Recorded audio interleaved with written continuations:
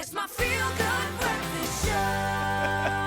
Oh, yes, welcome back to it. It is your feel-good breakfast show, Expresso. You're just in time for your daily dose of that feel-good. Yes, and we know that Thursdays, people tend to do things differently. People love to throw it back. Yes, we get nostalgic. We remember those times gone by, and we wax the lyrical about the good old days. We love to do it. We reflect. And as we explore the games and toys that kept us, occupied yesteryear, we've invited popular comedians Carl Weber and Yaaseen, one of my favorites in the Gatsby space and comedy space, along to share about their favorite childhood pastimes and activities. Everyone, ladies and gents, please give them a very warm Expresso welcome. Yes! Temperatures rising on that. Gents, good morning. It's been a while since I've heard an audience clap for me die. Not via Zoom. Yes. I appreciate all the noise that's coming. Oh, man. I love how you said he was your favourite in the comedy and the Gatsby space. And the Gatsby space. And I will great. never stop telling the story that, Yaaseen, you were the first person to introduce me to a Gatsby, right? It was the initiation. Just moved to Cape Town. We had to do Cape Town things. Yeah. Gave him a quarter of a Gatsby. Yeah. And saw him 15 minutes later sleeping in the car. Just That's what You it liked does. this Absolutely. immediately. we were on our way to the next Gatsby, and he And I mean, I still had to eat the next Gatsby. Can you cope?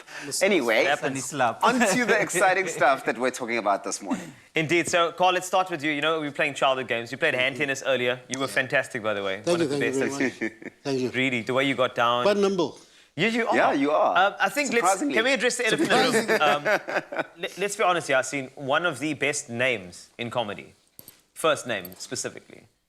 Carl. Yeah. Let's be honest. So, if you had to go I back... feel like you guys are ganging up on me already. No, not at Now, all. Please, No, we it's two fine. calls in the room. It's okay, but just that you and I, two calls, chatting. Some of your favourite games from yesteryear, what were they? Wow. Well, I guess you have to start the game off by choosing who is going to be it. So we'd start with black shoe, change your foot. Black shoe, change your foot. Or we do the Afrikaans version. Yes. Op die klavier sit 'n pop. Die pop se naam is... Pop. What was that? Let Peter Pa pop. Come on, guys. Oh, okay, well, Oh, You man. see, you were one generation Yes. before us. I didn't want to say that, but I've never heard of But you that. guys know black shoe, change your Yes, yes, Yes. Yes, I know. And then there's also Blinnemol. Oh, I love It's when yes, all your yes, it's when there's a family gathering and then all your cousins are in the room. Put the light off. Yeah. And now you. What was the English version?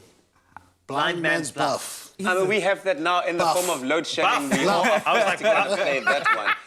This is incredible, guys. The fact that we can reflect and Yeah. remember so much about childhood, but the fact that a lot of the games still exist today, even in the digital space, right? Let's talk about you guys and your comedy, the work that you guys do. You've had to, obviously entertain audiences throughout this entire lockdown period, all the phases we've all gone through.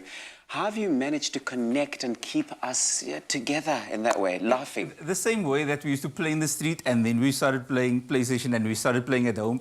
We were playing in the street with comedy, in the rooms, I'll say, and now we basically online digital. So a lot of us has gone to making memes, making a funny skits online, and I've been working. I have a show coming at the end of the month also. A YouTube show, I'll say. Just Just a quick punt.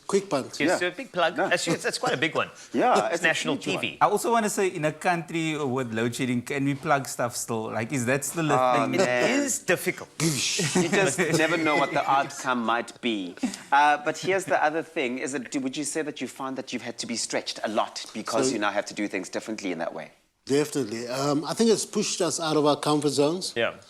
Into places we were not comfortable with, but I mean, into an online space, into a social media space, where we would be comedians. We want that interaction, the immediate feedback. Yeah. And so moving into a place where you don't get that, you just have to trust yourself. So it's good for growth, I guess. I We also had to, suppose. there's a now conversion rate that happens from every emoticon is a ha-ha in real life. So every time I read the comments, I go, ha-ha-ha, ha-ha. And that works out to about 750 On the stock exchange. Coining it. But you know that the foundations of comedy actually came from the playground. You know, when you were playing, I mean, let's be honest, we did like, if there was a guy with bigger ears, like Oora and Koppa, and then you started to make jokes. And I remember for myself, like they said you wake up on the wrong side of your matchbox this morning. And then that's how like comedy was born for me, when people like made fun of my height, etc. Yeah. Was it like that for you guys? Like the foundations of how you found out you were funny? I used to give names. Because you're playing cricket in the street, and then you know Yes. everybody. No one really has a name. No. 'Cause someone is a Pollock, but it's not Pollock regarding the cricket Pollock. It's the artist Pollock because he's a Messi player. They're very informed players. And there's always the khocha. Is that guy? Who knows the answer? I do. But that's, yeah, we did. I mean, and it also toughened you up because, I mean, koppe, ore, brood. Yeah. Like if you got a long ear, that's brood. Yes. That's Yes. like a whole loaf. So, in essence, all of these were inspired by some form of bullying, and we heard it with Graham earlier, reflecting on Yeah, his yeah. favorite ones, where they used to beat each other up during games of hide Sure. and seek. Wow. Ah, man. Wow. But- Crazy. Found you. Yeah, why? Look, you would get a hiding though if you're playing tok-toki. That's when you just go run on the neighbors, ring the doorbell, run away. And if the neighbor caught you, you're catching a hiding from your neighbor and your mother who found out that you were knocking around. But I Whoa. mean, it's all, I'll say we've become stronger people We because have. of that now. Yeah, somewhat, Yeah, surprisingly. I can hear your voice. Do you guys know how to play, is it Ingle Ankle?